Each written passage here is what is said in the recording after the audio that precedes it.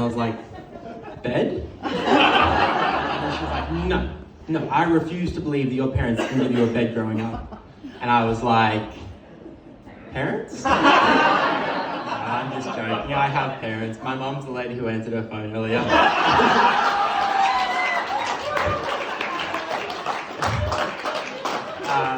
But leading up to the wedding, we were talking about that, and we had a lot of differences. Like, for example, Andrea's first job was pretty standard. She worked at McDonald's. My first job was I delivered phone books with my dad, it was a really fun job, but it was a fun fact we learned about it as well, is that you don't get paid based on how many phone books you deliver. You get paid based on how many phone books you kind of take off their hands. So we'd go in and we'd be like, we need 250,000 phone books. And then over the summer we'd deliver 50,000 phone books. And so we just have 200,000 phone books in our garage at home.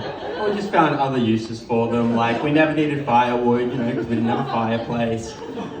Once my bed frame broke, and so we just built my bed up again on phone books. This really happens. But like the funniest thing was we had money growing up. My dad just loved having a bit of a side hustle going on. So we lived in a wealthy area. We were delivering phone books. One day they dropped phone books off at your house. They dropped them off at our neighbor's house. And they were like just so patronizing and demoralizing about it. They were like, hey, we saw the phone books.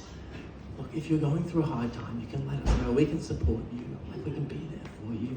And it was just so, like, maybe they were being nice, who knows? But it just was so demoralizing. And so we breathed a real sigh of relief when we found out that the husband of that family got arrested for embezzling money from his company. Because then we could go over to him and be like, hey, we heard the news.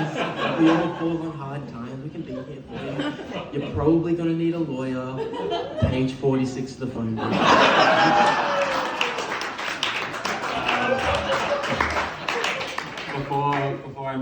Before we got married, I was living with my brother and my nephew, because everything in our lives was going exactly as we planned.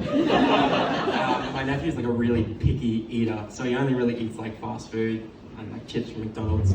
So we're trying to introduce new foods to him. And Andrea is an occupational therapist. She like works specifically with kids to do with food. And so she was like, a way that you can introduce new foods to a child is through like pretend play. Like you create a situation or you create characters and introduce new foods that way. I was like, oh, that was good. So I was looking after Ethan one day and I was like, Ethan, I think today we're gonna pretend to be monkeys. And he was so excited. So like we pretend to be monkeys, which you'd think would be like a lot of swinging and climbing, but it was actually a lot of him sitting down while I tried different cosmetics on him to see what worked. And then after a while, he built up an appetite, and I was like, Ethan, what do monkeys eat? And his dad's a big like 2000s R&B fan, so he was like, oh, bananas, B-A-N-A-N-A-S. Bananas. So I pulled out 2 bananas. I gave him one. He peeled the banana, he like smushed it down his mouth, and then he like grabbed my banana as well and ate it. So I was like, this is sick. He ate 2 bananas. Like, this is progress. And my mum came over to look after him after that, and I was like, so we did pretend play. We pretended to be animals. And I got him to eat fruit, and Mum's like, oh, that's amazing.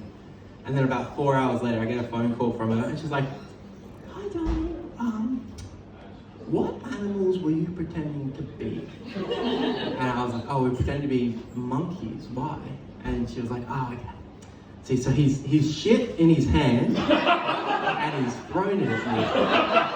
And then she ended the phone call, she's like, but it did look really firm, so good on you for getting it. I didn't learn that monkeys threw their own shit till I was 8. He found out when he was 5. As far as I'm concerned, I've just celebrated like a year of not watching porn, which is pretty exciting. It's progress. Apparently, porn's bad for like your this thing. And so like, it's really nice, really liberating, but you do have that void a bit. So what I do instead now is I go to Donut King and I just watch them prepare hot dogs. They get the bun, they put it on the stick, they pull it off, and they squirt the sauce in, and they push the hot dog in. And if you're lucky, they might spill a bit of sauce onto their hand, and then. Anyway, I watched them do it a few times, and I started to feel guilty. Like I shouldn't be taking in all this content for free. So I went over and I bought a hot dog. And I gotta say, like. The real deal is so much better than just watching from the sidelines. I work at a cafe. Unlike people who are bald who work in finance, I have beautiful hair, so I work serving bald rich people who work in finance. So I work at a cafe. The other day I got a phone call, and it was the lady, and she was like, "My friend and I are going to be there at 12 p.m. tomorrow." And I was like, "Okay." I don't really go in on these fortune tellers, you know. But sure enough, 12 p.m. the next day, these two ladies showed up. And she's like, "I called yesterday." I was like, "Oh wow, you're good." So I was kind of listening in on the conversation after that because I wanted to hear about the future. Really, I just wanted to hear if she'd mentioned that phone books from 2012 would skyrocket in value. Completely set. But she didn't really talk about the future that much. She talked about the past a lot. It turns out she worked at a bank for 20 years. And in that time, she got robbed 4 times, which I feel like would be shocking for anyone. But the thing that I found most surprising about it was, surely she would know that was coming. Like, a fortune teller.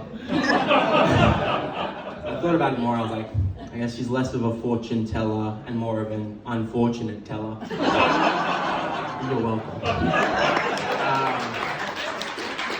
Going back to pretend play, my other nephew Hugh, he loves doing pretend play as well. He loves to, he sets up this little grocery store that you go into, and you go in and you're like, "Hi Hugh," and he's like, "Hi." And I'm like, "Okay Hugh, I need some oranges, some apples, and some grapes." And he's like, "Okay, I have tomato paste." I'm like, "Oh, thank you so much, but I just need some oranges, some apples, and some grapes." And he looks around again, he just grabs the tomato paste, he's like, I'm like, we'll try it one more time, okay? Oranges, apples, grapes. And then I saw him go to grab the tomato paste again. I was like, "Listen, you incompetent little turd. Tomato paste. I would have asked for tomato paste. I'm here for oranges, apples, and grapes. Can you get that through your head?" And then he, with tears in his eyes, went to grab the tomato paste again. And I was like, "That's it." Stormed out of his pretend shop, got in my pretend car, drove back to my pretend house, stomped on in, closed the pretend door, and who's there but my pretend wife, and she's like, "Well?" And I was like, "Well, what?" She's like, "Did you get the tomato paste?" I was like, "No, I didn't get tomato paste, because I didn't go to the shop for tomato paste. I went for oranges, apples, and grapes." And she was like, "I sent you a pretend text." I didn't get your pretend text, because I left my pretend phone at home, because we're practicing pretend digital minimalism. Anyway, started a whole fight. I won't bore you with the details, but a lot did come out about my performance in the pretend bedroom. And all I'll say is she pretended to like that thing that I did with my pretend toe. Anyway, I lost the argument. I walked out of my pretend house. I got back into my pretend Kia Carnival. Drove back to his pretend store. Got out, walked across his pretend car park with my tail between my legs. I walked up and just saw him standing there with tomato paste like, well, look who pretended to come crawling back. Thank you so much.